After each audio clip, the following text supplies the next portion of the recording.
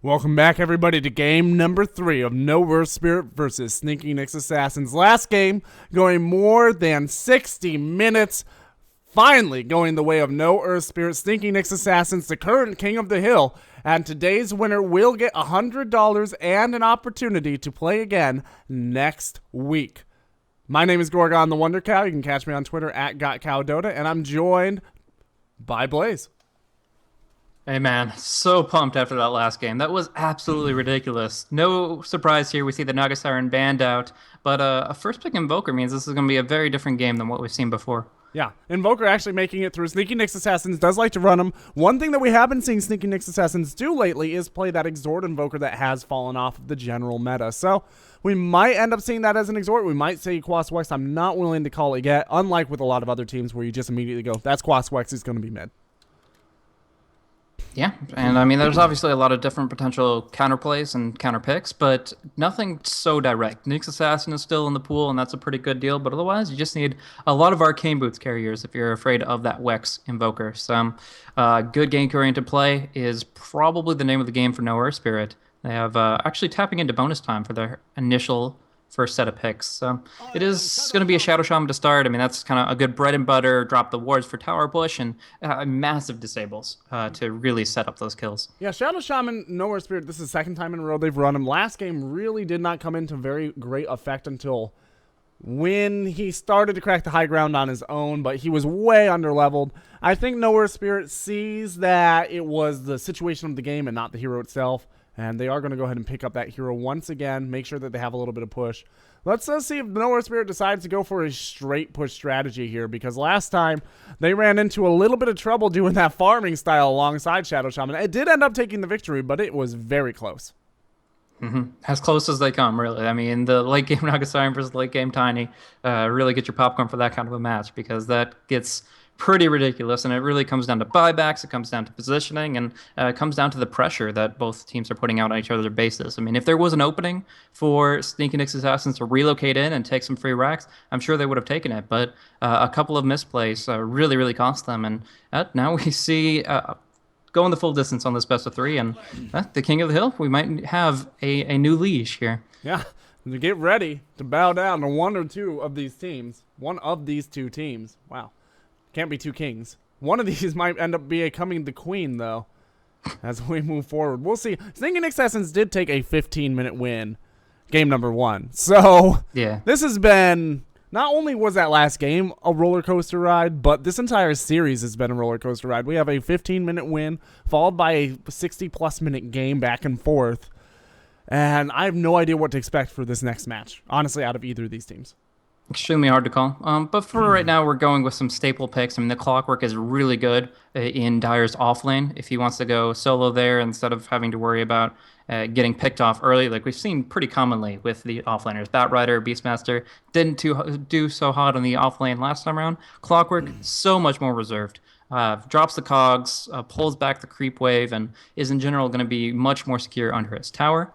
Now, if they are concerned about an Exhort Invoker, of course, that those cogs make a bit of a bullseye for him to aim for, but right now they're just going to pick up something that allows them to circumvent them, fly over them with the Firefly, and maneuver in spite of them, I suppose.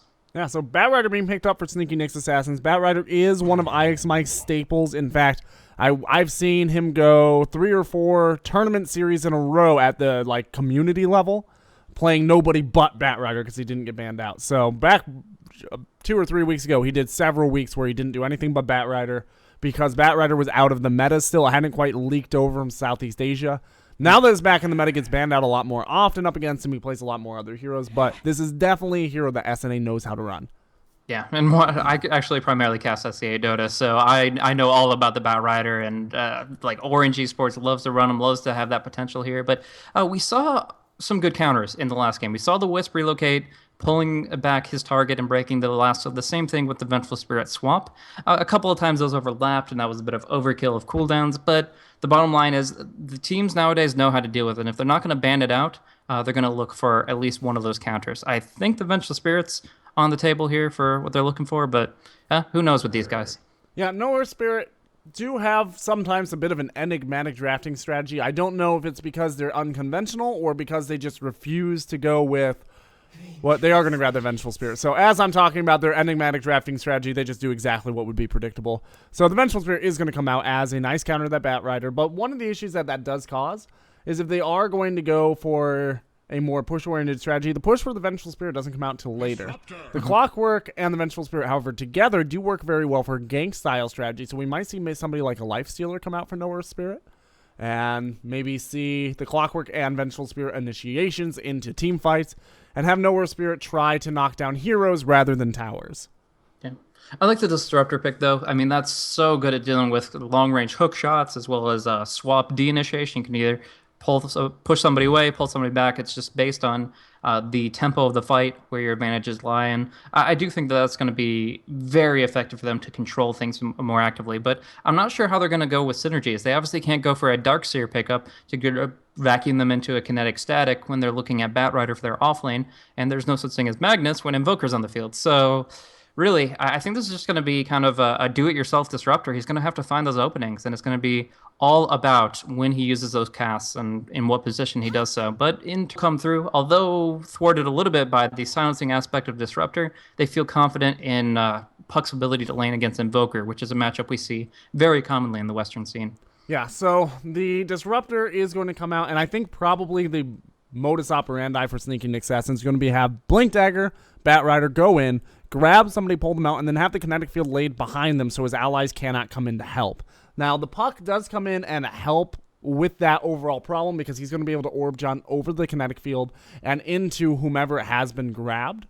But, like you said, a giant area of effect silence against Puck is a little hazardous. So, Sneaky Nick's Assassin's not necessarily taking the Disruptor Puck engagement on top, but it's certainly not taking it on bottom either, as they do look to grab some additional support here. Mm-hmm.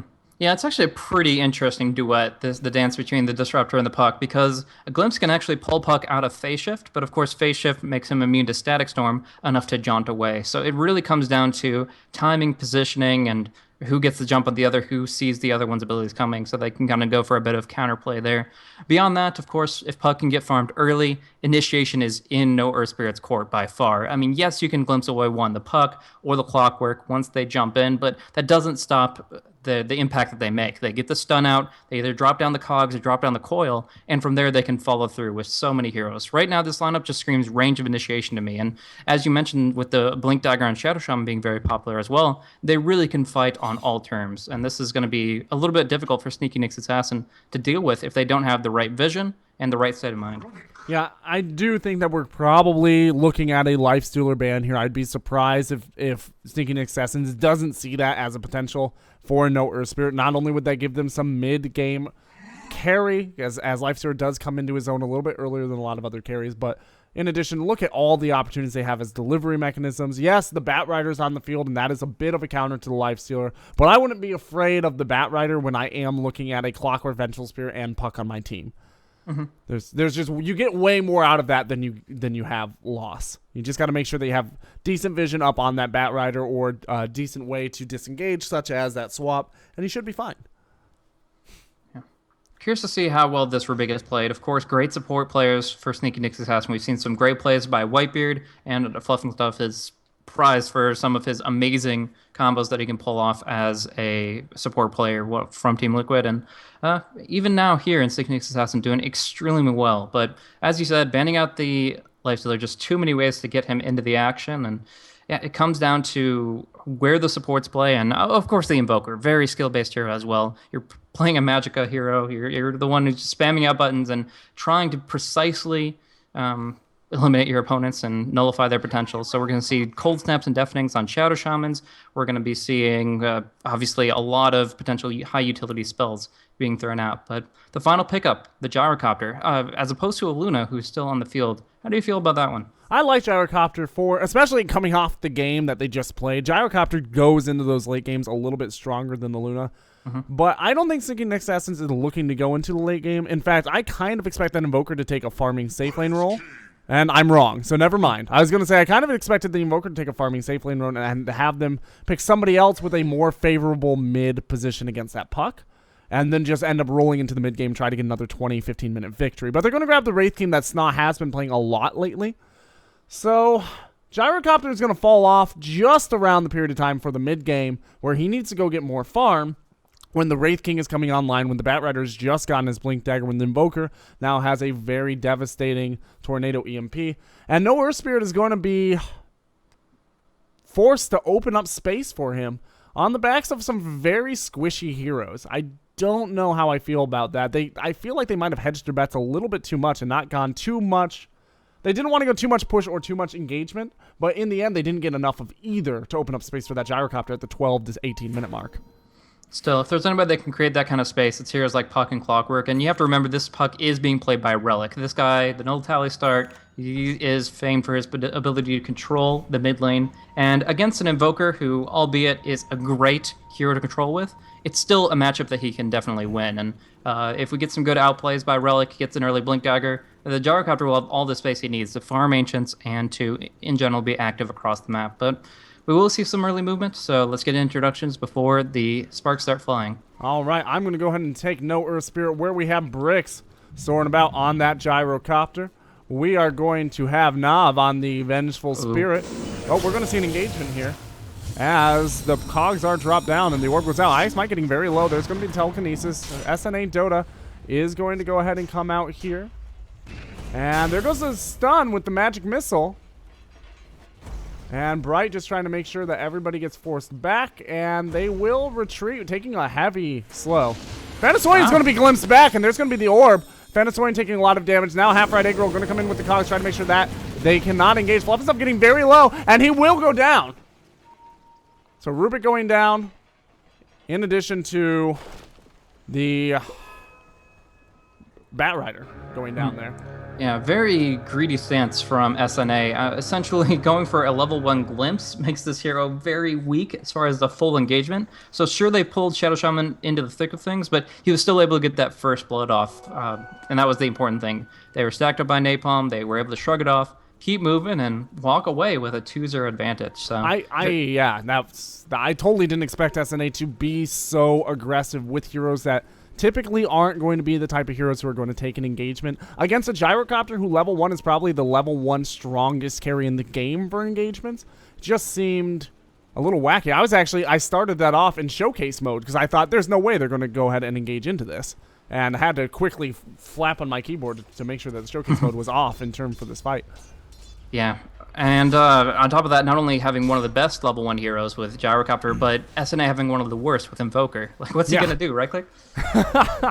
Yeah, that was very questionable. I've got to say, and they're gonna play at a pretty solid disadvantage, 750 gold disadvantage at minute 0. Not where they wanted to be, and the top 3 net worth on the board, not by a lot, but by enough to give them a significant lane presence, is going to be on no Earth Spirit. So I have no idea where we were in the introduction, so I'm just going to go ahead and go say Relic is going to be on Puck, as you had said, and Half Right Egg Roll is going to be on that Clockwork. I believe that I got everybody here, so why don't we go ahead and run through. Oh, Fan of Soyan is going to be reprising his role on the Shadow Shaman. There we go. We got everybody. Let's move over to SNA. Looking over SNA, IX Mike on the off lane here is going to be running on that Batrider boots first. We do see Disruptor is going to be supporting Whitebeard Dota alongside Fluff and Stuff, who's on that Rubik. This leaves SNA to take up the Wraith King. And on mid lane, we do have Ush Dota going for the Exhort Invoker.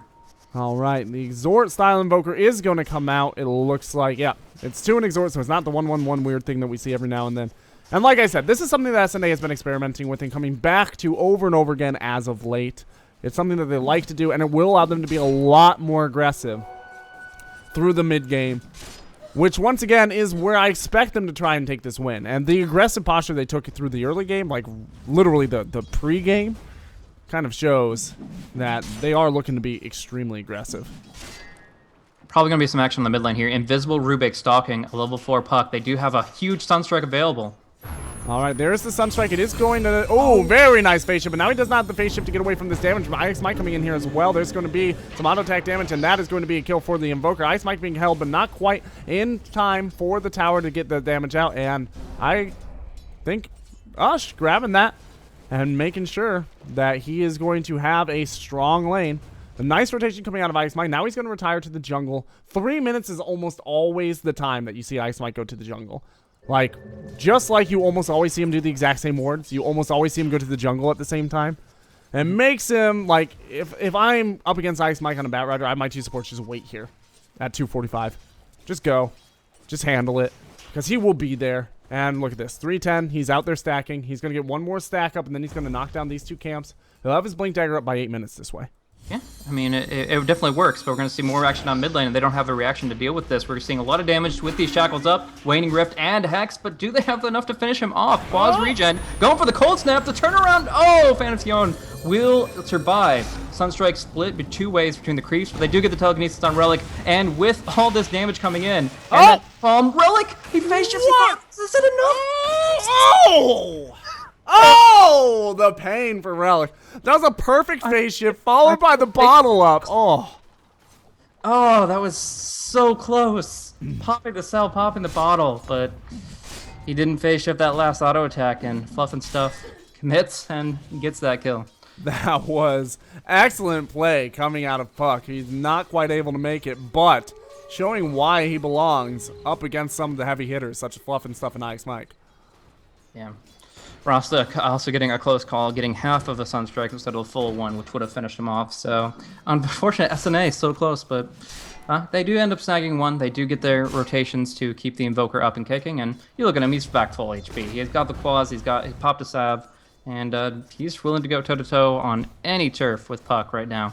It does have a bit of a disadvantage right now, 14 for 8 for Relic compared to 9 for 6 for Dota, but he can make that up with a couple of smarter support movements, as right now the Radiant has such a vision advantage over the Dire.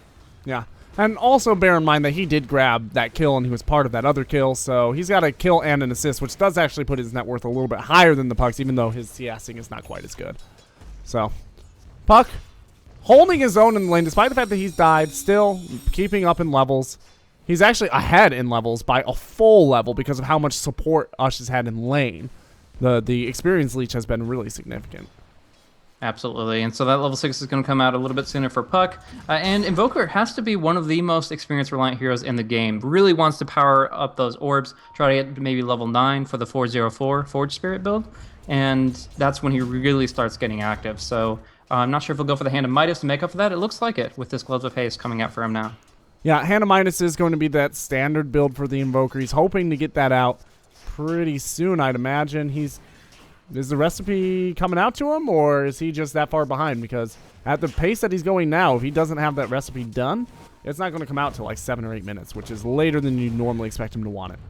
Yeah, it's just a rough time for him. 17 last hits, and though he did participate in those 2 kills, like you said, it was split 3 ways for the most part. So it's been a rough time for him. He'll get there, but it will take some time. In the meantime, actually, I'm looking at Wraith King's build, and it's a little weird, going for 3001. Yep, the SNA does this every single time. I've never seen him build Wraith King another way. He'll grab his ultimate, and he'll continue to just get stats and stun until the stun is full, at which point in time he'll start to kind of fritter about on some of the other skills. But he's not planning on getting active until the Bat Rider gets the Blink Dagger and until the Midas comes out on the Invoker. So he's not planning on doing any sort of engagement until probably about 14 minutes.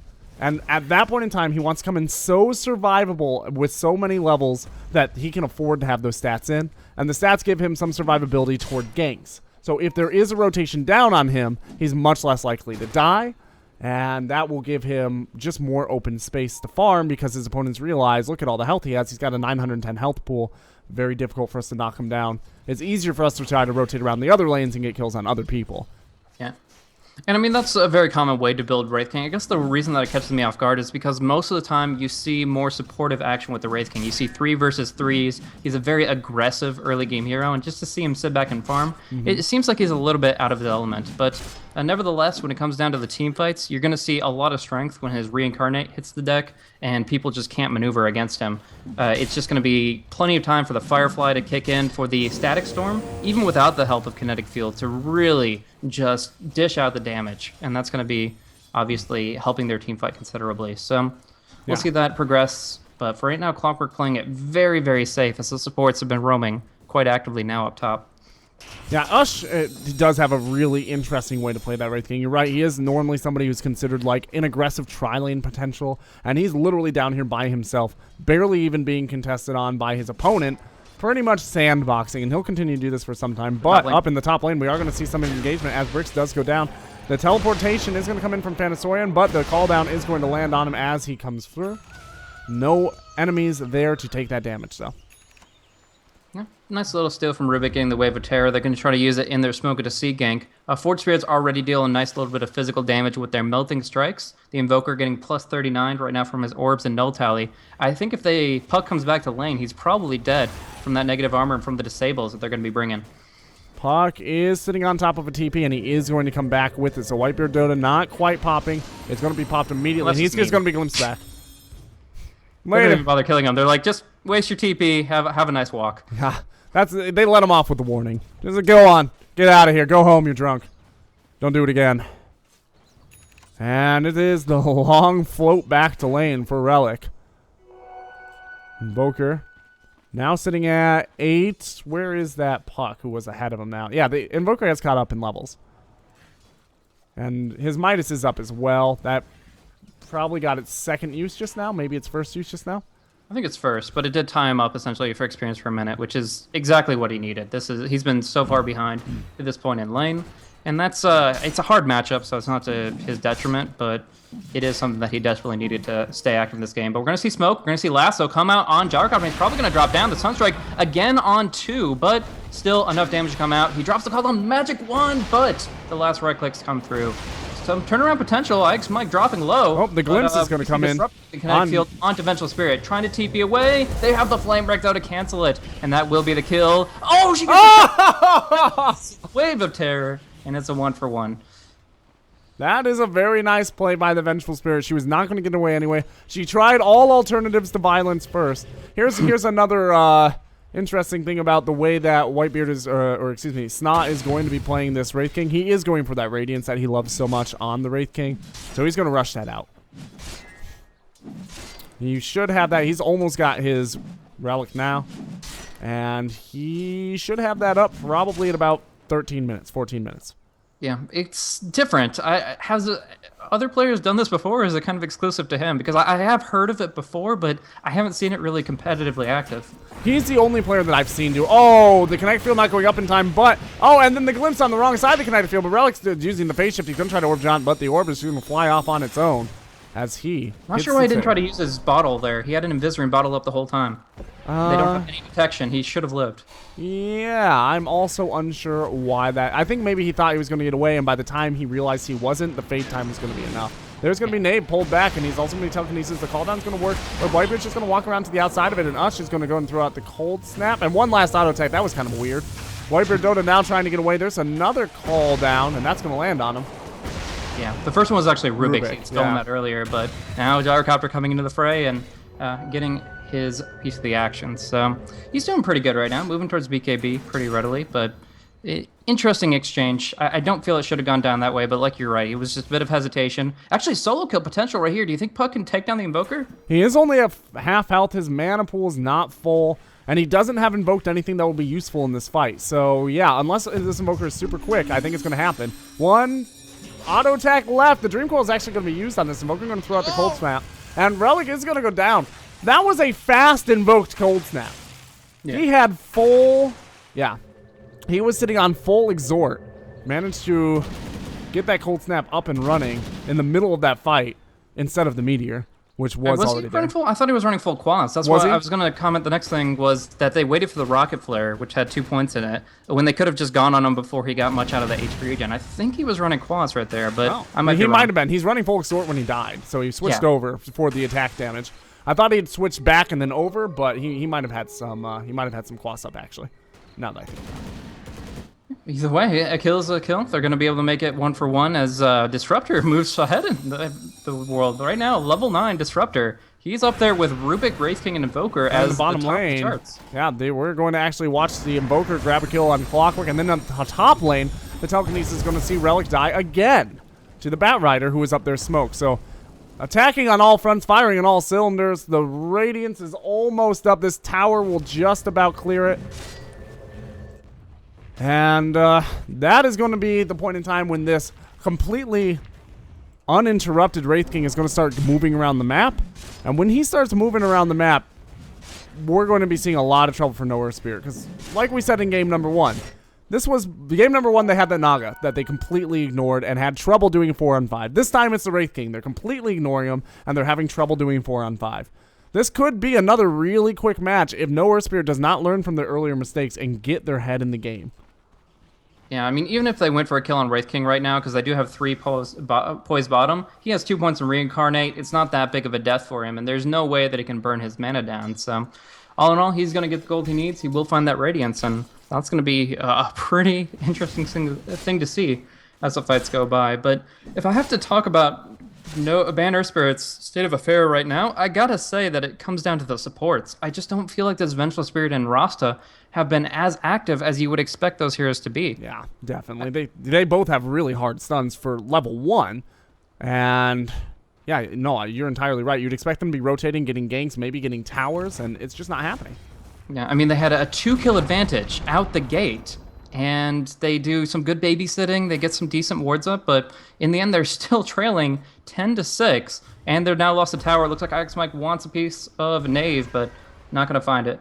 Anyways, yeah, I don't feel like they've made the impact that those heroes should, and maybe it's the communication, the rotations, or something else is going on, but they just don't seem to be on point. Yeah, and speaking of the good babysitting, yeah, they did really solid babysitting on that gyrocopter, but because they did not really lead that lane, the Wraith King had no contestation whatsoever. He's sitting at 6,600 net worth, 67, and the gyrocopter's all the way down at 52. We are going to see an altercation here as Bright does go ahead and find Bricks in the jungle. Bricks going to use the call down, but he got hit by the Sunstrike, and the stolen Rocket Barrage gives him a taste of his own medicine for the kill. Now Bright, Fluff and stuff, is going to just teleport out as the rest of the Banner squad tries to go up and find him. They will not, but they might be deciding to move in on Ice Mike, who's also going to teleport out. So not only did they grab that kill, but they also forced a waste of a smoke. And also in the mid lane, we're actually seeing an engagement here as Relic is taking a Thunderstrike, and the orb does go down, along with the Dream Coil. Invoker is going to be down. There's the swap. Whitebeard Dota next on the list. Relic grabbing one of those kills, and Phantasorian grabbing the other one. There we go. There's the movement that we're looking for. Relic just kind of setting him up for it. Again, the Glimpse, Static Storm combo, all that good stuff. Not really on point, but Ix Mike jumping in, getting the lasso on the puck under the tower, and that is going to be a very solid kill. And even telekinesis again, he still has Rocket Barrage. Tons of damage coming in one way or another, but Clockwork's in the thick of things. There's the cogs and the wards.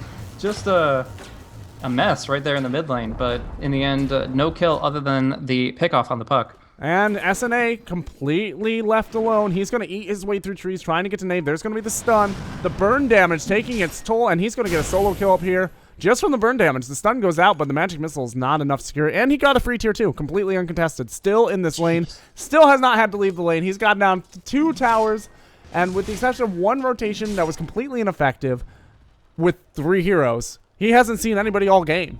He might not. He might be wondering if there are any other players in this game. I think he would have a fun time with Terrorblade once he hits Captain's Mode. That guy is just straight farming the Radiance, getting AFK farm 8,400 net worth in 16 minutes. Why not? That's absolutely absurd. And this is just going to make such a huge impact because unlike some heroes where you rush the Radiance out and you have issues with the fact that you have no defensive aspect of your hero, you're able to burst it down hard and suddenly that Radiance aura is gone.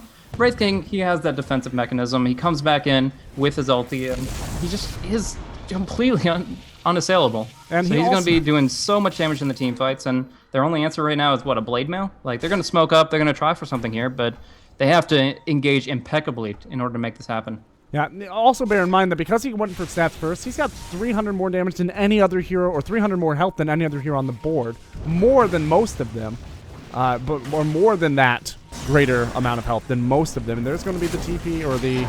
Oh, very nice hook shot as the call down comes in. The Blade Mail is up on half fried egg roll, but he is going to go down. The Sunstrike is going out. Sneaky Boys is going down, but that's a 75% reduced movement speed. The stun goes out on Bricks along with the wave of terror coming out of Bright. It was stolen. That's a 5-man wipe. This could be looking like the end of this Dota Trash series, the exact same way that it started, with a couple of team wipes and a GG call. What do you think? Just about game defining there, absolutely. I mean, getting reincarnated was like, I almost think that the better course of action would have been to not kill the Wraith King, because at least somebody would have gotten out alive. Instead, all 5 of SNA survive, and yeah, that Clockwork, he jumped in, he got a good hook, they got a good swap away. That was the best they could look for, but they didn't have their Mass Serpent wards, and right now SNA is just too big. Look, they have too much going for them. The Radiance plus Reincarnate plus Meteor. It's just crazy magical damage, and they're just not to that point yet. 1,500 gold in excess of at 17 minutes. At 18 minutes, it looks like almost 1,800 or 18,000 gold lead. It's almost 1,000 gold a minute going the way of SNA, and the same is true of Experience. This is extremely painful, but what do you expect when you completely ignore your opponent's farming carry? Especially a farming carry that would be considered one of your opponent's like signature heroes. Yeah, and now look at his next item. Obviously, you're familiar with this build far more than I am, but Blade Mail to follow the Radiance, it's like, damned if you do, damned if you don't. You let him emanate that aura across the entire team fight 100% of the time. That hurts, but pounding into him, 1,500 HP with a Blade Mail, and then he just comes right back up. I don't know. It really is a situation that's hard to work through. If they had drafted Mana Burn, easy counter, but right now having 2 full HP lives on this Wraith King, he can almost 1v5. And if the Gyrocopter had been able to get up that blacking bar a little bit sooner, then it is going to come out. Yeah, maybe that wouldn't be as big of a deal. The Wraith King is going to pop his Blade Mail. The Gyrocopter tried to burn him down with the Rocket Barrage and some additional damage. But at the moment, he's just farming way too strongly because Gyrocopter required too much babysitting, or because his babysitters refused to let him go. I don't know what it was in terms of communication, but I think they just forgot that SNA existed. They just left him down there like a toy in the attic. And this toy is coming back for vengeance. Toy Story 4. Oh gosh, it's a dark I don't tale. even want to think about that. The zombie apocalypse of Toy Story, but here we go. Their kind of last stand right now. SNA seems comfortable staying on the front line here. They do almost have that BKB up. If he sells anything, if he just waits about 30 seconds, he'll have it. And Gyrocopter definitely needs it here. As you said, like the reflection of Blade Mail, the Radiance damage, it's all going to be countered by the BKB. It's just, it's taken so long to actually work out for him. And in the meantime, they've just been farming up a storm. Huge item pickups coming out. Blink Dagger on Rubik, as well as Blink Force on Batrider. And now Necro 2 on Invoker. Now, I do want to mention that Rasta has himself picked up a Necronomicon, so he will be getting some mana burn in there, but I don't think it's going to be ever enough to stop that Reincarnate. And as it is, they're in a very difficult position. Going to go for a smoke, trying to make things happen across the map, but Geometry Sight, Firefly Vision, they've got Necro 3. It's going to be have to be a perfect pickoff. And they will be moving on Whitebeard. Whitebeard is going to... Oh, what a... The Blink is going to block the hook shot. And now there's going to be the re-engagement coming out of Ice Mike. He goes in. There's the disruption. The kinetic field grabs 4. The Meteor going and absolutely destroying them as the Wave of Terror goes out. The blacking bar is up on bricks. But Wraith King hasn't even joined this fight. And now he's coming in to join the fight. Knave narrowly getting away. And SNA wants him, so he's going to let the Gyrocopter go. He doesn't know where he went, though, and he's just... They were going to all the little local spots that he might have gone, and they did not quite get them. So 4-man wipe, going the way of No Earth Spirit. That helps. It evens out the... Oh. His Blink Dagger just got put on cooldown by Radiance. SNA doesn't even know about this, and he's about to kill Puck. Like, Puck gets below 300. Oh, that would have been hilarious if he accidentally killed Puck. Like, one of the hardest heroes in the game to kill. He accidentally kills it just wandering around the jungle mindlessly. Yeah, at first glance, I actually thought he was stuck in trees, like he had blinked into the trees, and if that was the case, that would have been absolutely hilarious. But yeah, he escapes, and they do get a good fight out of it. That's a lot of experience going the way. You can check the graphs and see that there is a bit of a swing, but I'm just not sure if it'll be enough. This Gyrocopter really needs to progress to his next big thing a lot sooner than currently. Yeah, he needs to pick up the pace. You need to do what my baseball coach liked to call hustling. You need to hustle, boys. And the Blink Dagger coming out on the Wraith King, so no longer is he going to not be in the beginning of those fights. As soon as that fight begins, he's going to be able to get in from anywhere nearby. And yeah, the swing happened, but it's happened evening out basically the golden experience at around 15,000 in deficit of No Earth at 22 minutes. And they are going to be, they have one tower, excuse me. They have one tower down, and they're about to give up a Roshan as well. Yeah, they traded the tower for like a tier 2 top, so they were pretty much just holding and drawing the line at the base itself. And when you're backed into that corner, even a team on the Dire side doesn't really have that much control of Roshan. Now, like we said at the draft, there is a lot of range of initiation. They have the blink on Puck.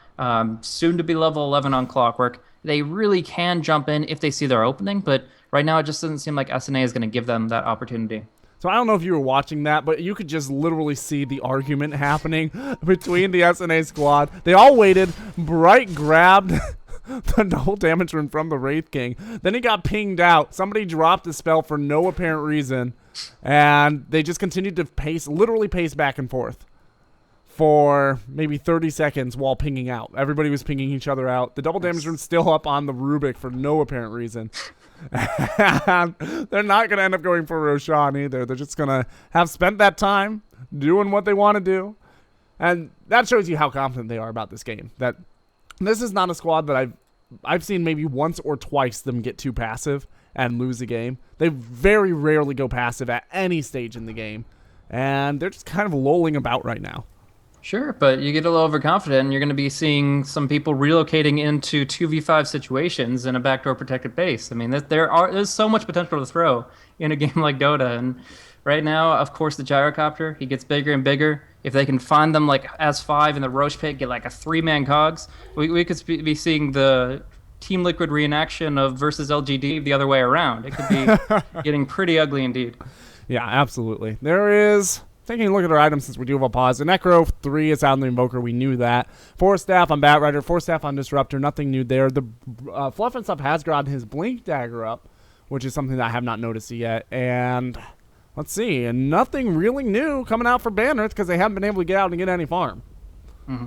Yeah, they're pretty well locked in. And in this position, they're just happy to get some levels. If VS gets her level 11, she'll be able to more directly counter IX Mike. And beyond that, they just need a good, solid kill. And we'll see the money flowing if they do manage that. But for right now, I'm more interested to see how rapidly this Disruptor, who, as I mentioned, is already a prime player in this game, 5,600 net worth, well above the puck that he was so frequently ganking on the mid lane, and working his way towards an Aghanims. I'm really curious to see if Whitebeard can finish it off before like the 35 minute mark. And Disruptor does have the gem. I realize now what that kinetic field was for. I saw no ward, so I thought he was just giving himself vision up there. He was counter warding up here with the vision from the kinetic field because he had the gem. I thought he was just casting out as part of that little scuffle that the whole team seemed to be having. But that was pinging wards the whole time. It's all in your head, man. Everything was part of something. I absolutely am going to have to ask Fluff and Stuff why Rubik picked up the double damage rune, or if it was just for. Well, yeah, if it was just for the poops and giggles, as they say. A little bit of arguing back and forth. Still 2 hours before his bedtime. His sister is sick, which is a real bummer. We should have an unpause here very soon. SNA always a friendly dude. He is not friendly in the game. He will rep you apart, but in terms of the chat, he's usually pretty nice. And willing to give out. We are going to see the G call. And Bannerth at a huge disadvantage. It has not been evened out as long as it looks like, because the pause does not stop the gold chart. So when I flash the gold chart, remember that this entire straight line is pause time. Which really makes the charts change very significantly in terms of the way that they look. That's a glitch that really needs to be fixed. Suppose so. Gives us an idea of how long we've been sitting here, but beyond that, it really doesn't have too much place. But yeah. Well, what's interesting about it too is the time on the gold chart does not change. So the time on the gold chart still says it's 23:48 right now, but the actual shape does. So it doesn't actually track the time of the gold anymore. It's no longer accurate at a minute by minute base. Okay, I can see that. I can see that being maths. Nice. It bothers me personally. I don't know if it bothers anybody else, but as a caster, I like to know the minute by minute pace. And I'm going to go back for Dota Trash and do a write up of this game for anybody who cannot watch it but does want to be able to know and catch up for the next King of the Hill. And now I have to do that by keeping track of the gold myself rather than just looking at the gold charts. And just caster problems, guys. Caster problems. Indeed. But now we see the movement up on top, and this should be the easiest tier 3 they can get, but following through, will Bannerth actually be able to hold it? They've already taken down a decent chunk of Wraith King's HP. He's just shy of level 16, so he's not going to have that short respawn timer if he does indeed fall. He is just going to back out. They're happy grabbing that tier 3 tower. That's a big victory. They still have Roshan to go fall back on if they want to. And there's not a lot that Bannerth can do about this, quite honestly. Where are they going to go? What are they going to do to try and do this? The entire SNA squad is sticking together with the exception of the Wraith Kings on the other side of the map. in a lane where they have no outer tier towers, so it's not like they can get down there and gank him. And if they go out to the rest of the squad, they'll at best probably be trading off 1 for 1, 2 for 2. Yeah. Still looking for an opening. I mean, they do have all 5 together here, other than, I guess, I don't know, Nave decided to hang out, wait for his courier, grab him some wards. But, yeah, they are trying to venture out, get some farm at the very least, find some freebies from these Fort Spirits here. But, yeah, I think Clockwork really needs that level 11. He just got it, and they need to find a really good pick. Because right now, the level disadvantage, the net worth disadvantage, I mean, this Rubik and Disruptor is above everybody but Gyrocopter when you look at the net worth charts. All right, so SNA is actually not even going to let them take the tier 1 top. That's so low. One more hit would have been in deny range, and they won't even give him that victory. Although SNA is going to drop down here in the bottom. Ush now coming in. He's going to go ahead and use that Meteor. He's coming in. The Blink Dagger helps SNA come in and get some work done. 3 heroes dropping that, and the ultimate was used for Wraith King, but he did get his level 16 and actually level 17 during the interim, so he is going to have that short respawn timer, and some damage is going to be done to this tier 3.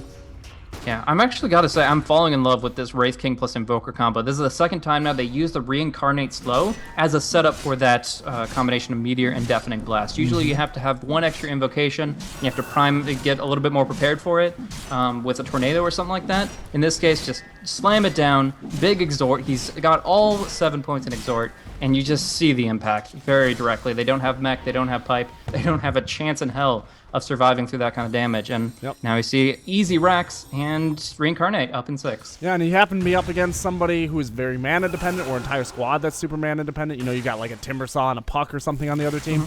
Just go ahead and drop down that EMP on top of the exact same thing. The Wraith King goes down, everybody gets 75% slow, and they can't get away from the EMP. Yeah, and the timing of drafting it. Like, Centaur is always going to be the easiest counter pick of your life against Wraith King because you can Stampede right when the Reincarnate hits, but it was a 5th picked Wraith King. There was no opportunity to counter pick with Mana Burn, with Stampede, and the end result is SNA having just a far superior draft that they're flexing as they move in for the kill. Yeah, and bear in mind also that the one real strong counter pick to that Wraith King is going to be, for at least for the entire team, that Centaur. Wraith King, not really that popular in the meta, but Centaur extremely popular. So you can get rid of the Centaur in the draft if you want to, pick up the Wraith King later, and that doesn't give away the idea that you're thinking about a Wraith King, because it's so uncommon for the Wraith King to be picked up that it's not like, oh, you're going to ban out a Centaur, that means I know you're going to get Wraith King. You're going to ban out a Centaur, it means you don't want to play against a Centaur. But Wraith King now stealing a stack, so even the little bit of coffer bonus that Bannerth had managed to save up, there are farthings in a purse, and Wraith King is just going to run up and steal it from him. Yeah, go ahead. Placing a couple of words on the map, they had this one earlier towards the Ancient Camp, but it doesn't see much at all because it has to be extremely hidden. The Geometry site has been active, the kinetic fields have been scouting, and he's just looking for wards left and right. They do have 2 on the map, one freshly placed on the plateau, but it still doesn't give them enough to know that this Roche is happening until the rocket flare hits. Yep, and they do see into the Roshan pit, like from this ward. They have vision this way, so they can actually literally see Wraith King right now beating up on Roshan, and there's nothing they can do about it. Like, if you switch over to their vision, that's all they can see is Wraith King beating up Roshan. That's all they know. Well, they got the rocket flare, they're spamming that out, and they definitely know what's happening, but they don't have any way of contesting. This is going to fall, and they really do it. They give it, the King of Bones gets another life. Aegis the Immortal, Reincarnate. I expect this guy to res 3 times if they really even have a chance to kill him that many times. Raid boss. This is they can barely get past phase 1. I'd hate to see how well they do in phase 4. This is slowly becoming from the Wraith King to the Cat King of Egypt. He's got 9 lives just waiting to go up against No Worth on the high ground. The rest of his team might fall, and at that point in time, he can be picked off over and over again with the shackles, with the hacks, with the cogs. But they are having enough trouble taking out the rest of the team, let alone taking out the rest of the team, and then Wraith King 3 times while the burn is going out of the Radiance the entire time. So this is going to be an uncontested tower, it looks like. And Wraith King's just going to blink out because there's no creeps left in the base. They're going to slow push this, and I don't know that there's anything that No Earth could possibly do. 2,500 gold in deficit at 29 minutes. Still almost keeping up the 1,000 gold per minute meter. And Yep, that's going to be the tower, completely uncontested. It's just not going to happen. If Band Earth isn't going to engage here, they might as well call GG. Yeah, I mean, if they really can't draw the line here, where can they? They're going to throw out missiles, they're going to do silly stuff, but here's the lasso, and a hookshot in is actually a really good hookshot, cogging in the Wraith King, taking him out of the fight, but they're still very active here. Gyrocopter with the BKB, doing as much damage as he can with the flat cannon. They will kill off the Invoker, but he's got BOTs to come right back in. Pug coming in as well with that buyback, trying to do what they can. First Wraith King slow on the deck, reincarnate, and that's going to be the death of the Shadow Shaman, maybe Gyro too. Yes, he is locked down. He respawns, blinks forward, stuns him out, and that's going to be the game. All right, yeah. GG hasn't been called yet, but we can call it for them. They are 25,000 gold in deficit. They are 25,000 experience in deficit. They are down their racks. They're going to be down their mid in a moment. Wraith King still has 2 lives, probably 3. And the Gyrocopter's coming in trying to do something. Wraith King's just going to run in and one-on-one. Or 1-on-5, rather. Ice Mike's trying to come in and help. He's going to go down. Oh, no, he's actually going to try to force staff himself away. He does, actually. The stun goes out on Bricks, though, because Wraith King's not scared. Not in the slightest. Like There's he's the probably GG. got 2 more left, and yeah, finally they tap out Sunstrike. Ah, I gets blanked. But that's enough kills for him. He's gotten 12, 4, and 11. A very impressive play by Ush. Dota across the board. Sneaky Nyx Assassins playing to perfection.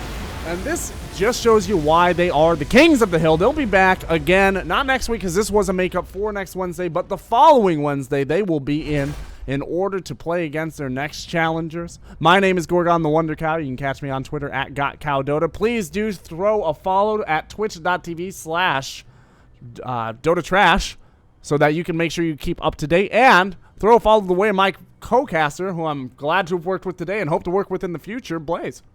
Sure enough, man. I'm over at twitter.com/blazecasting, and it was an absolute pleasure to be able to cast these games with you, man. Absolutely for me too. And I just want to say I'm going straight from here to do another $100 tournament finals or semifinals and finals over on twitch.tv/PlayStable1. So if you haven't gotten your fill of Dota yet, follow me over to twitch.tv/PlayStable1 or buy a Vasa V ticket for 99 cents.